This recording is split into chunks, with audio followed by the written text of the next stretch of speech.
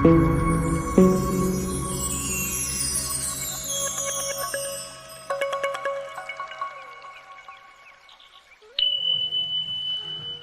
श्री कृष्ण। श्रीमद् भागवत कथा की पिछली कड़ियों में आपने कथा का श्रवण किया। श्रीमद् भागवत महापुराण का महात्म्य, भक्ति, ज्ञान और वैराग्य की कथा, गोकर्ण और धुंधकारी की कथा, उसके पश्चात आपने सुना अश्वत्थामा के जघन्य कृत्यों को विचार करने वाली अभूतपूर्व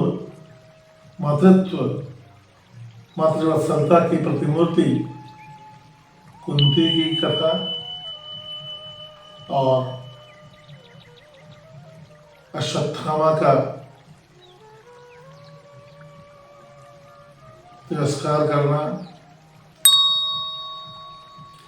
आइए अब हम आगे कथा की चर्चा करते हैं। भीष्म पितामह का प्राण त्याग।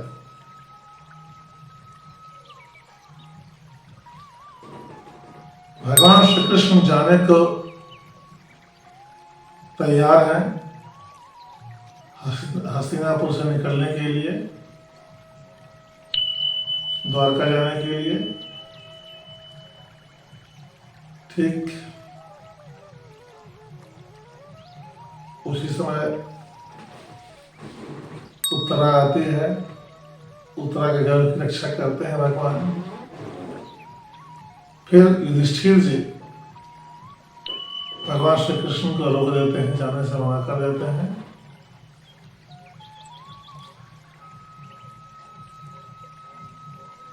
महाराज युधिष्ठिर का मन बड़ा ही खिन्न है। परिजनों के योग के साथ साथ भीष्म पितामह शवशैया पर पड़े हुए हैं। उन्होंने भगवान श्री कृष्ण से कहा चलकर भीष्म पितामह का समाचार लेते हैं। श्री कृष्ण के साथ युधिष्ठिर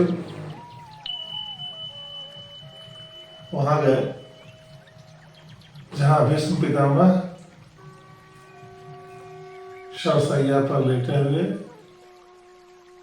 अपने मृत्यु की प्रतीक्षा कर रहे हैं।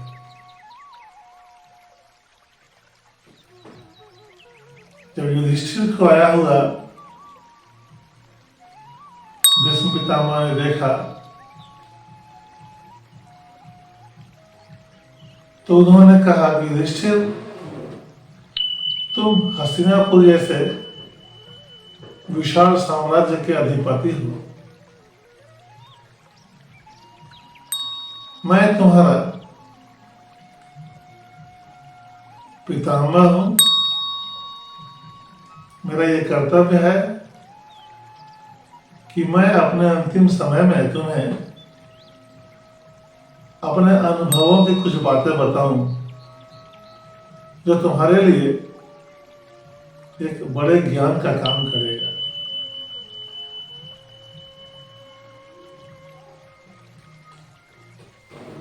भीष्म पितामह ने युधिष्ठिर को निवृत्ति एवं प्रवृत्ति धर्म के बारे में ज्ञान दिया। दान धर्म बतलाया, राजधर्म बतलाया और बतलाया कि मोक्ष धर्म क्या है, स्त्री धर्म क्या है और भगवत धर्म क्या है। इन सभी पर चर्चा करते हुए भगवान सूर्य नारायण जो दक्षिणायन थे वे उत्तरायण हो गए। भगवान को सूर्य नारायण को उत्तरायण आते हुए देखकर भीष्म पितामह बोले कि अब मेरे मोक्ष का समय आ गया है। इस देह से मुक्ति का समय आ गया है। तो हे केशव, हे माधव, हे कृष्ण, आप मेरे सम्मुख आ जाइए, क्योंकि आपके दर्शन के लिए लोग जन्म जन्मांतर तपस्या कर देते हैं, फिर भी आप दर्शन नहीं देते हैं। आपने कुटुंब और परिजन के समान पांडवों के साथ अपना समय व्यतीत किया, यहां तक कि आप अर्जुन के सारथी भी बन गए, किंतु आपको पहचान पाना बड़ा असंभव सा कार्य है। आपको साधारण मानव समझना मानवीय भूल है। आप साक्षात परमात्मा के स्वरूप हैं।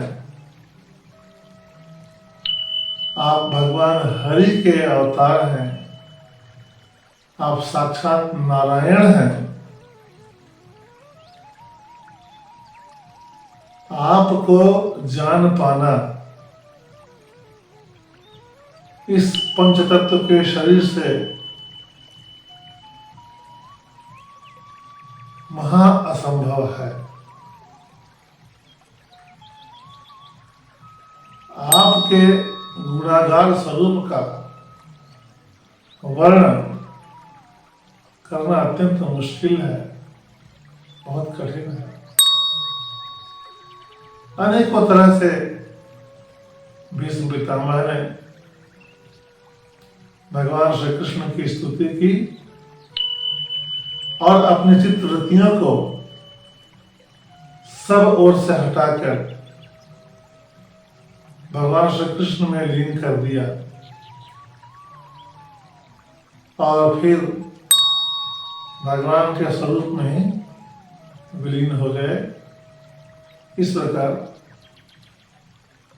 उन्होंने परम धाम का गमन किया, भगवान के लोक को गए। पांडवों ने विधि विधान से उनकी अंत्येष्टि और उनका श्राद्ध किया, श्रद्धांजलि दिया। अब युधिष्ठिर सुखपूर्वक राज्य करने लगे।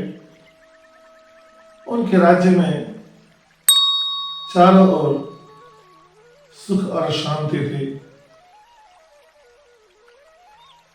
गौएं भरपूर दूध देती थी। हिंसक पशुओं ने अपनी हिंसक प्रवृत्ति को छोड़ दिया था। नदियों का जल कभी भी सूखता नहीं था, न कभी अतिवृष्टि न कभी अनावृष्टि। भूमि समय पर फसलें देती थी। वर्ष भर मानो वसंत ऋतु का ही साम्राज्य था। इस प्रकार सुख और शांति से युधिष्ठिर राजकाज करने लगे। जब भगवान ने देखा कि बहुत दिन हो गए, तो अपनी बहन सुभद्रा से, कुंती से, द्रौपदी से, उत्तरा से, युधिष्ठिर, भीम, अर्जुन, नकुल, सहदेव सभी से आज्ञा ली और हस्तिनापुर से निकल पड़े। ज्यों ही भगवान श्री कृष्ण हस्तिनापुर से निकलने लगे, चारों ओर प्रजा शोकाकुल हो गई। पांडव क्या, प्रत्येक घर में स्त्री पुरुष बालक सभी भगवान से अलग होने के दुख से विलाप करने लगे। कोई उन्हें जाने देने को तैयार नहीं था। धीरे धीरे मंद मंद मुस्कुराते हुए भगवान आगे बढ़ते गए और लोग टकटकी लगाए देखते रहे। दूर जाता हुआ रथ अंत में दृष्टि से ओझल हो गया। अब भगवान श्री कृष्ण द्वारका पहुंचे। बहुत दिनों के बाद द्वारका आने से द्वारका में खुशियों की लहर दौड़ गई। अत्यंत भव्यतापूर्ण स्वागत किया गया भगवान का।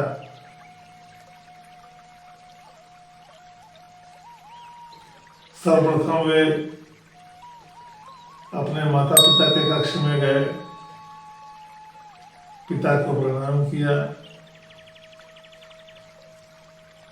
सभी माताओं को प्रणाम किया।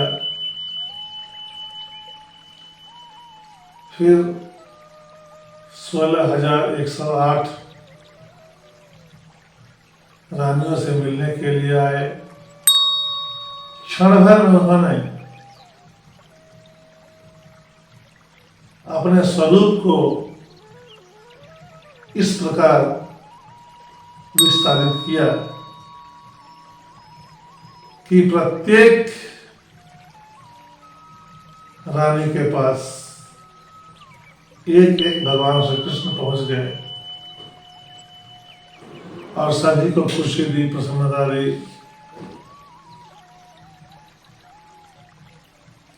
इधर विदुर जी तीर्थाटन में चले गए थे। वहां से जब वे लौट कर आए तो युधिष्ठिर ने उनका भव्य स्वागत किया, विदुर जी का, और कहा कि तात बताइए, आपने किन किन तीर्थों की यात्रा की। विदुर जी ने सविस्तार सभी तीर्थों के बारे में जानकारी दी। फिर युधिष्ठिर ने पूछा, आप तो द्वारका भी अवश्य ही गए होंगे, वहां हमारे प्रभु का क्या समाचार है। विदुर जी ने द्वारका के सभी शुभ समाचार बताए, किंतु यह नहीं बताया कि यदुवंशियों का विनाश हो गया है, क्योंकि यह बताकर वह पांडवों को दुखी नहीं करना चाहते थे और उन्हें यह भी ज्ञात था कि समय आने पर युधिष्ठिर को और अन्य पांडवों को, उनके सारे कुटुंबियों को यह बात पता चल ही जाएगी। इस प्रकार विदुर जी ने सारा समाचार बताया। आज की कथा इतनी ही। कथा की अगली कड़ी में हम लोग चर्चा करेंगे धृतराष्ट्र, गांधारी और विदुर जी का वनगमन। जय श्री कृष्ण।